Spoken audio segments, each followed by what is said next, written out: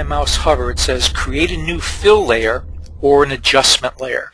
And the trick to professional retouching is to try to use adjustment layers as much as you can because of the creativity and the visual power and the adjustability and the cleanliness that they create for you. So I'm going to just click on here, and I get a lot of the same type of options. When I come over here to image and adjust, a lot of these are over there, but they're special. These are mathematical computations that are going to be happening on clear transparent layers above the image, and how I change these, it actually changes the way that Photoshop interprets the base colors and the base pixels here. So the first thing that everybody seems to do in the magazine industry is they go to levels first. And so I'm just going to click on levels. Now, I don't know if everyone has a handle on layers and masks, but hopefully by the time we're done tonight, you'll feel very comfortable with them. Every time you come down here to an adjustment layer, it creates for you a new layer, it names it for you, and it automatically puts in a white mask. A white mask is called a reveal all mask. It's like a reflector. And I'm going to just explain the parts of a layer for you. Here's my original image, and when I clicked on this layers or levels, excuse me, when I clicked on the levels, it created this blue highlight for me. This is a new layer in the stack. It's like a clear transparent layer above the base original. This here is the visibility icon. If I click on that, I can turn the visibility of the layer on and off. So if I want to see what an image looks like with and without a layer, I'll just come over here and click on the eyeball. This is the thumbnail right here, and it's actually the property. And so any adjustments that I make here with the level controls, that's where they live, right in here. So this symbol is actually the levels property here that I'm adjusting.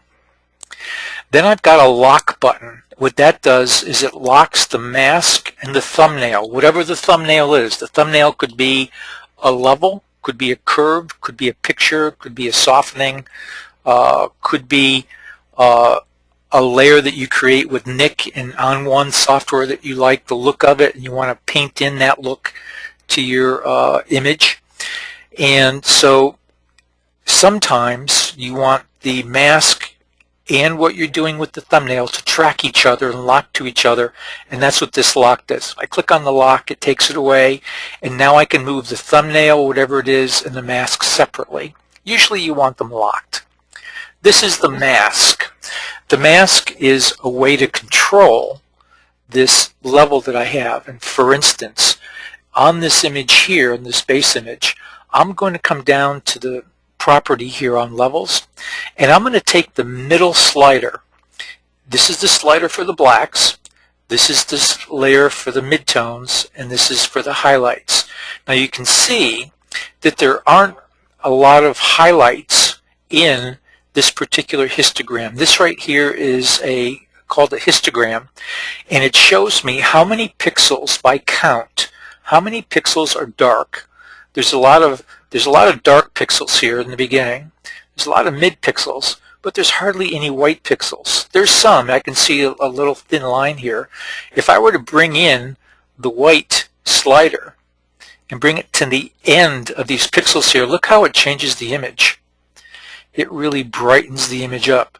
And so if I leave it here, instead of the whole tonality having a hole in it, so it's nice darks, good mids, no lights. If I slide this over, now the tonality is going to end right here. So these pixels are going to become much more brighter than they were previously. That's why the picture looks brighter. But most all of the retouchers that work on magazine spreads, they grab the middle slider. This is called the gamma slider. And they click on this and they slide it to the left.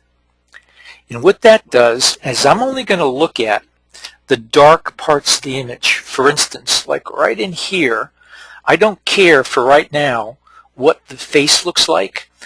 The levels control is used to control the dark parts of your picture. And so we're going to lighten up the darks, leave some of them dark, make some of them lighter, so that I have a nice tonality range of black in an image, dark grays, mid grays, high grays, and also whites. And when we get the tonality of the image correct, then the colors will become correct.